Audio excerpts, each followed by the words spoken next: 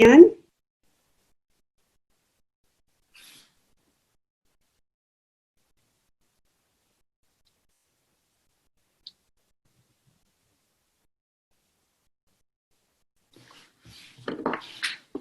Well, I know we have just a short time, so let's go ahead and start. Welcome. My name is Marianne Maldonado. I am the CEO of the World Affairs Council of Greater Houston, one of Houston's most prestigious and longstanding organizations focused on educational programming about what's happening internationally and in our community in foreign affairs. My guest today is Dean Kirk Watson. In May of this year, he was officially named the founding dean of the University of Houston's Hobby School of Public Affairs. And many of you may recognize the dean as he previously served as the mayor of Austin and as a Texas senator and a long-standing professional career before that. Dean, welcome to the World Affairs Council's Global Connection Program. Thank you. It's my pleasure to be here. I appreciate being invited. So thank you. I hope you and your family are doing well in this environment. We are surviving in this environment. We have very little to whine about, and the only big whine I've got is I was really looking forward to being in live versions of this sort of thing in Houston when I changed jobs in May. But we do what we have to do. I'm glad people are safe. That's the most important. Well, we're so thrilled that you could join us again. So let's dive right in. Sure.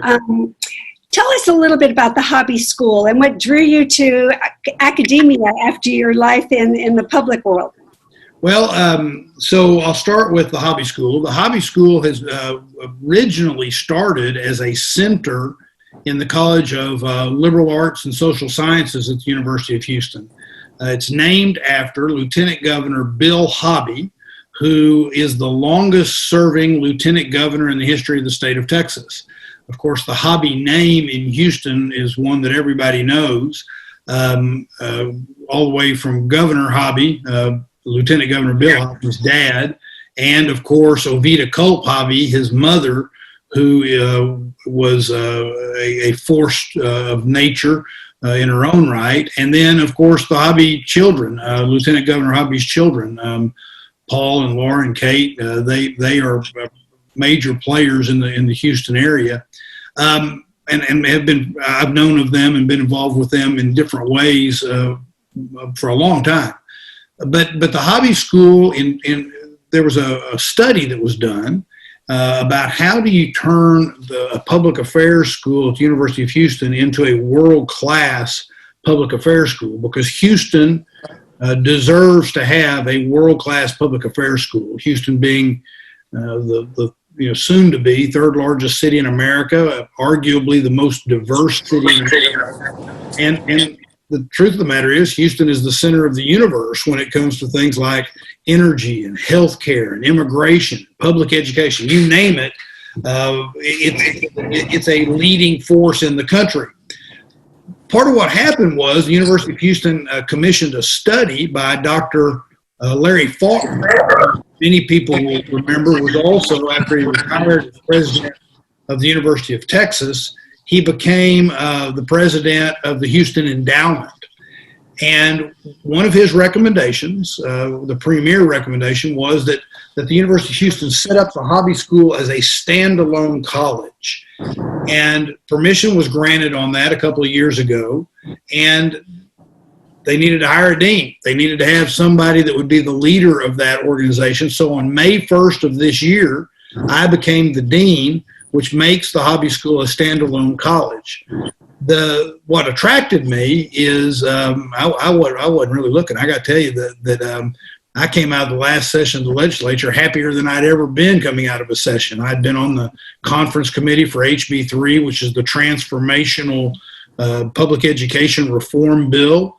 Served on the Public Education Committee, on the Senate Finance Committee. My peers had elected me President Pro Tem of the Senate. So I came out of that Senate time very happy, and then got a phone call. And and part of my background is that I'm a cancer survivor, and I've always said, and I truly try to live my life looking for new opportunities and not getting too worked up about long-term plans. And the idea of getting to be the leader of a relatively new public policy school, as I've said, in Houston, Texas, with all that it has going, struck me as an incredible platform of public service. And at a point in my life where I had enjoyed success where I was, could leave that in a way where I was happy and start a new adventure. And we have certainly done that. Well, we are honored and privileged to have you, your experience, and your representation, not only for the hobby school, but here in Houston. So thank you very much. Thank you. So I know there are probably some specific areas of public policy that the school is focused on. Can you talk through those? Sure. Well, I'll just kind of start where when I showed up, the hobby school was already very involved. I mean, people like Professor Pablo Pinto, who was very involved in research and survey research. Mark Jones, by the way, is a research fellow at the hobby school. He's also a professor at Rice University. They already did quite a bit of survey research. And one of the things that even before I started, I announced in February that I was going to leave the Senate on the end of April and start on May 1st at the hobby school. But then, of course, COVID hit, right? And the world shut down. And one of the things that we decided we wanted to do is use some of my contacts with different statewide associations to do surveys and research on what is the impact of COVID on the Restaurant Association, the realtors, the Hispanic Chamber and the hobby school partnered together, the Houston Hispanic Chamber.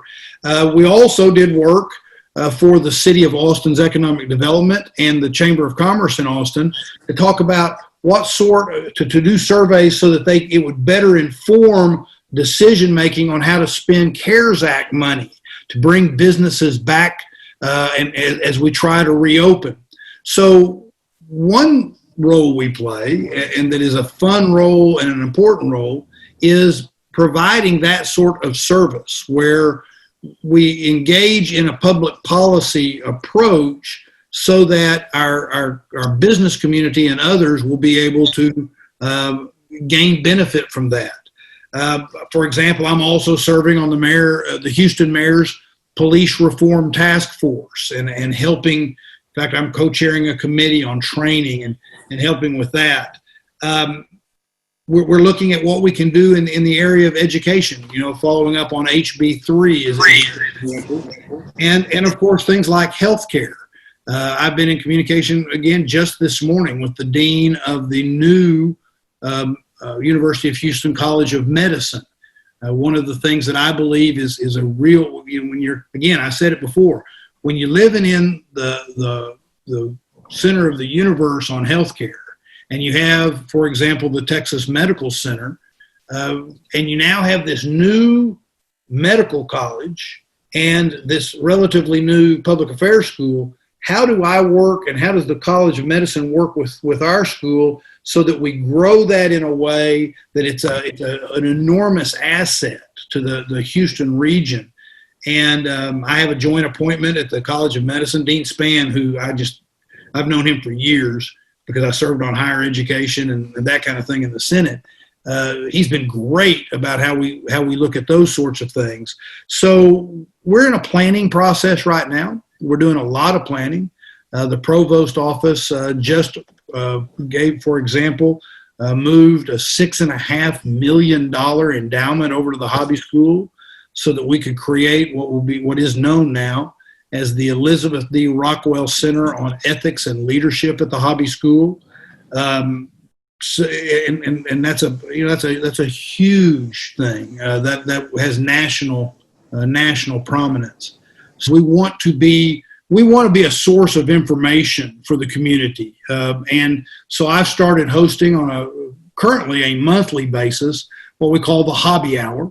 And it's a webinar. I've had as guests County Judge Lena Hidalgo, the mayor of Houston, Mayor Sylvester Turner, I've also had just this Wednesday, as a matter of fact, the CEO of the Greater Houston Partnership, together with the CEO of the Houston Hispanic Chamber, the CEO and president of the Medical Center, and Dr. Ramanan Krishnamurti, who is our energy director at the University of Houston, to talk about the shocks to our economy.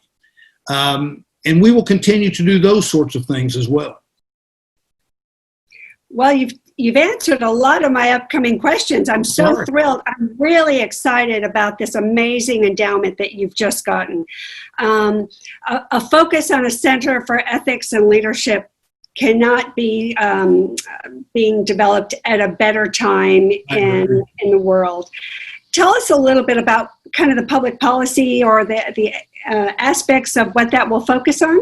That's great. Yeah, I'd love to do that. So I've been working on that this morning, as a matter of fact, because one of the first things we're going to do is we're going to hire a visiting professor, a nationally recognized visiting scholar. That's going to be one of the first things we do to bring to the University of Houston.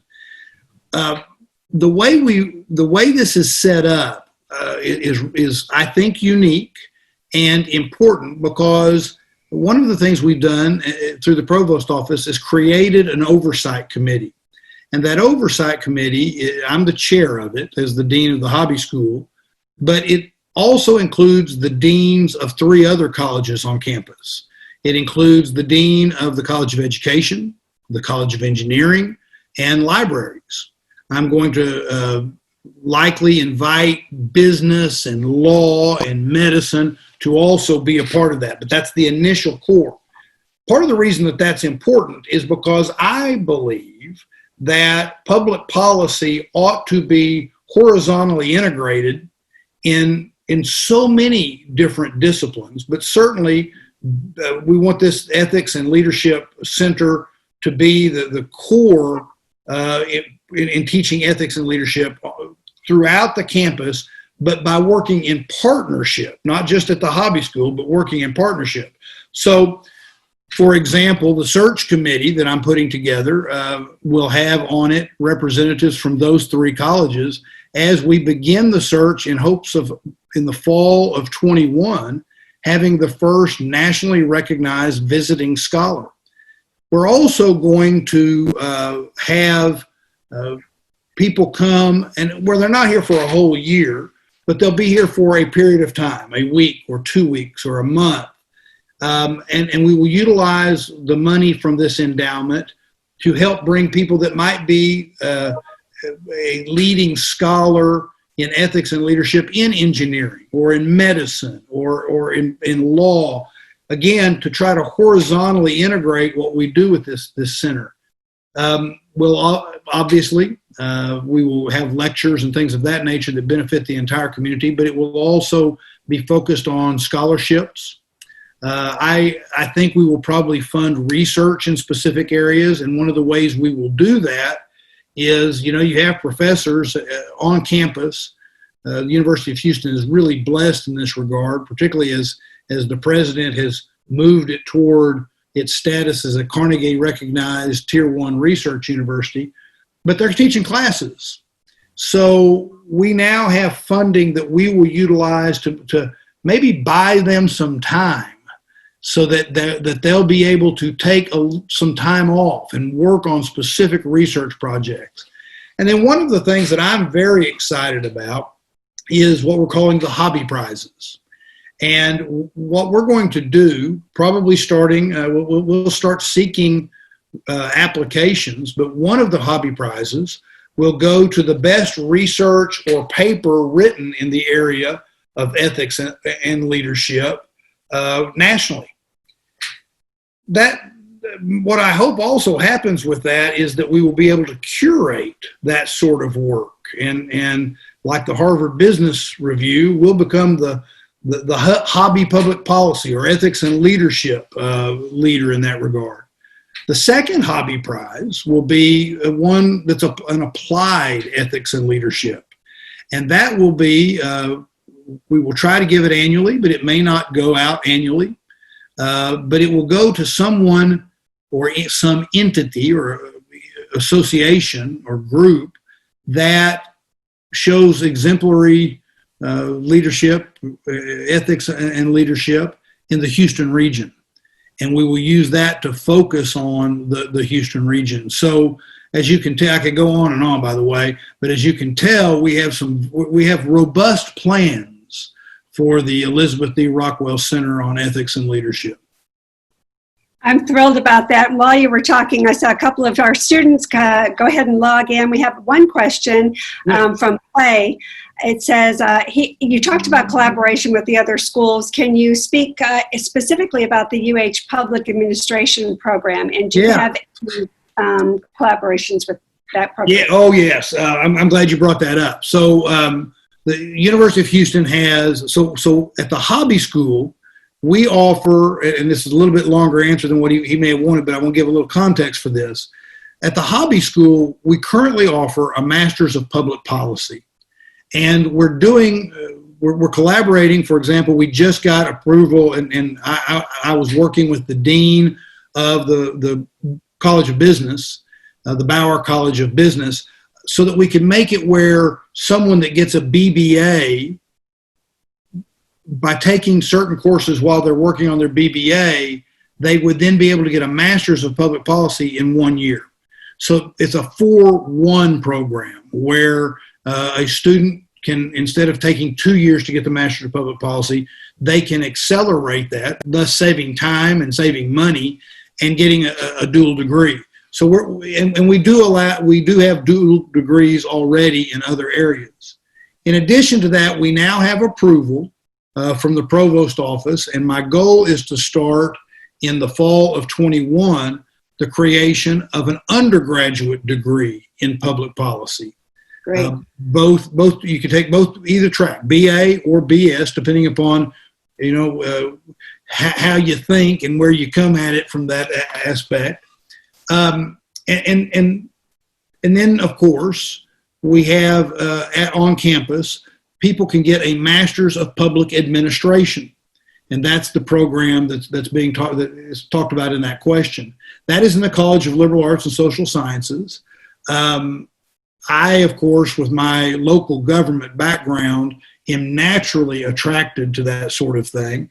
The director of that program, he and I have already become friends because of the two of us doing Zoom to talk to each other and through email and otherwise, because I see that there's a real great opportunity for collaboration between those two programs. He is a wonderful person, and he was a city manager for many years before he took this job as director of this program, and his first public administration job was working in the Parks Department at the City of Austin. And he's told me about one of his first certificate he ever got as a public administrator was from the then mayor, a fellow named Roy Butler, who was a great friend of mine before he passed. So direct answer to the question, you can see we're working to create lots of collaboration, and that's just a natural. Absolutely. What a great opportunity. Moving away a little bit, during these crazy polarized political times, I know it's hard to get people to focus on actual policy options and issues, as opposed to kind of all the noise that we hear or we're influenced by. How are you in the school emphasizing a return to focus on policy? Well, I would say in a couple of ways. One is the strength of the research program and the argument for utilizing real data. Even before I arrived, the folks that were already there, their goal is to, and I think that the positive reputation of the hobby school nationally is already that you have this core of very good professors and researchers that are teaching our students how to do analysis and use data to make decisions. And one of the things that I've done, being new to academia, I mean, I've taught some courses over time and done a little bit of adjunct work, but This is new to me.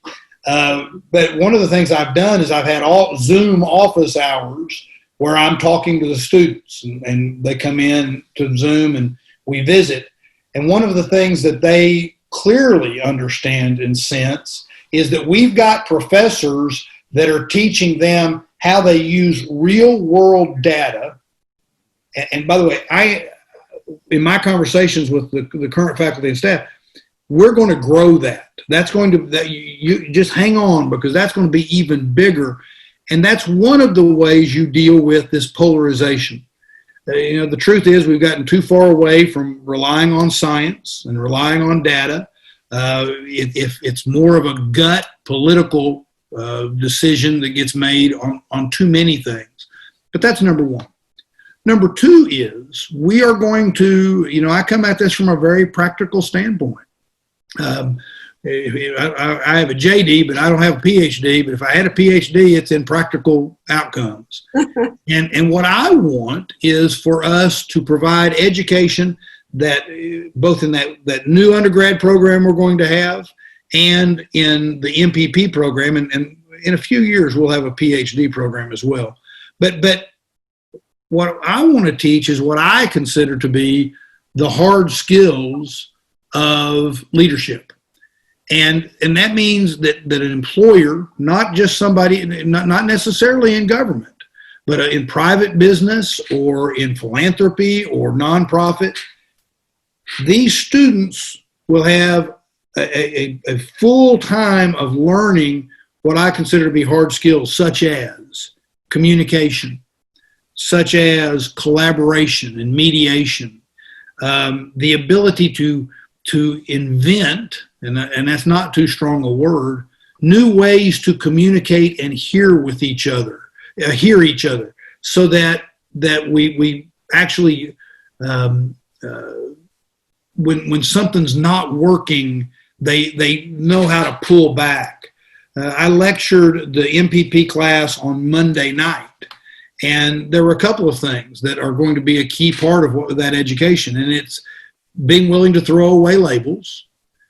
Too often, and I get it. I've lived it. I get labels do mean something, but too often we rely on just the label. So, once I get a label on you, oh, you're a Democrat, oh, you're a Republican. Well, then we shut down and we abdicate the responsibility to ever hear, because we act like that label tells us everything we know about that person. So part of what we're going to teach is that you need to not do that, in part because you may be missing a really good idea that is the solution, that you can take that kernel. So part of what I'm telling people is when you sit down with somebody, the first question you ought to ask is, what are the three things we agree on? As opposed to using the label to say, well, I know I disagree with you on these three things, because it's the three things you agree on that we will then maybe be able to build something. So that's part of what we're going to teach. And then the final thing I'll say about that is that a part of the hard skills that I want to see us teach is, how do you create new constituencies? How do you create different constituencies? The project you're working on may have that specific target.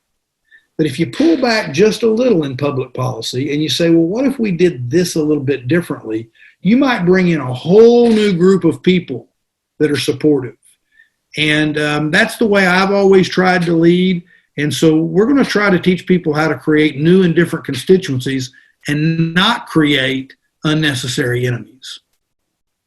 What a great elementary foundational concept, but an important one that we all have to be reminded of.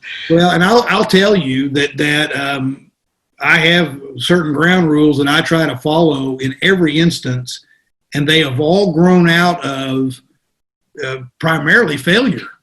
Just things haven't worked, and I've gone back and tried to, and that's what we're going to teach them too. Don't be afraid of failure, because you might learn.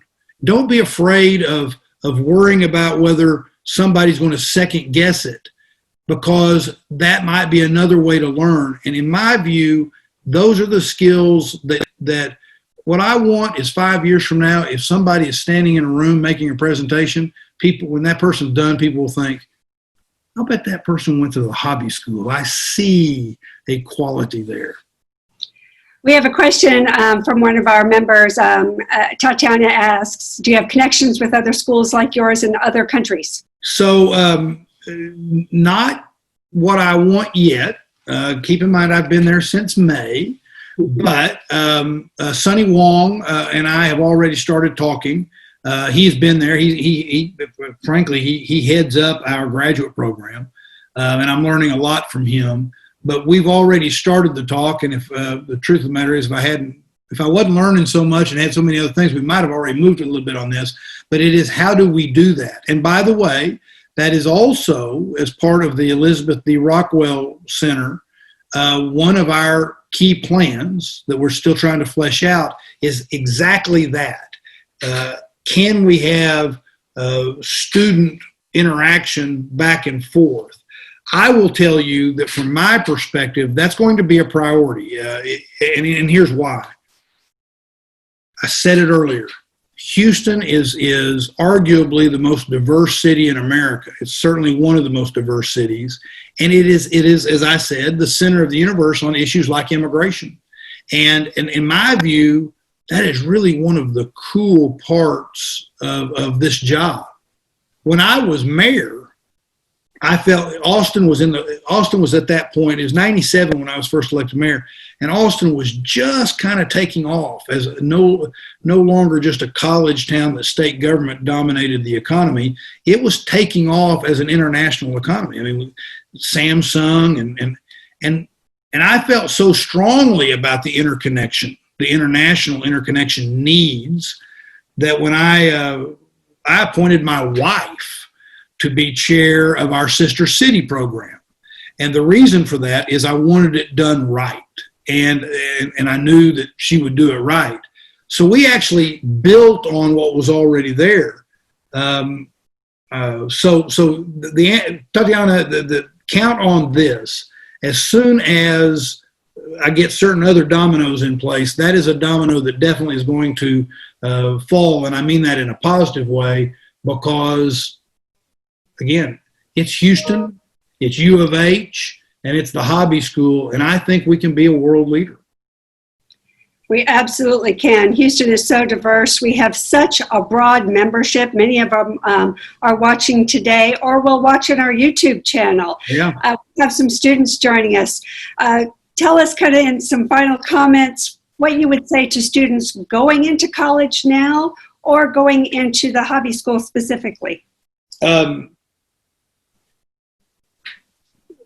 I hesitate. I pause only because I just feel like right now is such an this is an odd time, but it's not in my view. While it's an odd time and it's not the way we have normally thought about anything, right? I mean, everything from how we worship to how we gather to how we educate to how we do work. The truth of the matter is, if you'd asked me if I was going to spend most of my time, my office, if you asked me, when did you get to the office? Well, it was when I walked across the hall in my house. But here's the way I see that. I see that as what I call the COVID opportunity. And many of the young people that are starting this process, some of them starting it for the first time, they're not going to have the preconceived notions that some of the rest of us might have about how we deal with it right now, but also how are we going to deal with it when we come into, when we're out of timeout, when the game starts again. Right now, we're all in the locker room waiting for but we can't follow the old playbook. We just can't follow the old playbook. Part of what has happened with COVID is it's taught us that there were things that weren't working. And it's taught us that there are things we can do that we didn't think we could do that might make us better and more efficient and more resilient. So what I would say to students right now, or even those that are just starting, is this, you ought to see this as a lifetime opportunity to help figure out what the new, I don't like the word new normal because it feels a little weird to me. I don't know why, but the new condition that we're going to be living in when we come out. Just 2 legislative sessions ago, I barely passed a bill. Barely passed this bill, bare minimum. And it barely passed the House with a bare minimum. And it was a bill that would make it easier for people in state agencies to work remotely. The reason I was doing that was I was trying to get cars off the street in Austin, Texas, and the congestion. I'll never forget watching the House debate and one of the House members that was opposed to it yelling from the back mic, "People will be at home working in fuzzy slippers." And I can remember at the time thinking, yeah, okay. Well, some days I don't wear shoes, but it doesn't matter. So how do we now learn from all that? By the way, that bill got vetoed. And I bet there's some people wishing they hadn't vetoed that bill right now. But my point being, students, this is the COVID opportunity. And we need your new thinking that doesn't have scar tissue on it, helping us figure out what we might be doing it's a throwback to trying to make it feel like the old way when we don't need to. Oh, what great advice. What tremendous great advice. As I sit here barefoot looking out over 610 South. Well, now that you've admitted that, I'm barefoot too. Well, it has truly, Dean, been our honor. And thank you for your service, not only to the city of Austin, but to our state, now to the Hobby School. We are honored to have someone of your experience and tenure and enthusiasm. And we're so thrilled that you could join our Global Connections today. Now, we have several students that are watching. We will also put this on our YouTube channel. It has been my distinct honor, and I look forward for us to collaborate much more in the future. Me too, and I really appreciate the work you all do. Thank you for having me. Thank you. Goodbye, everybody. Bye-bye, everybody. Thank you. Be safe. Bye-bye.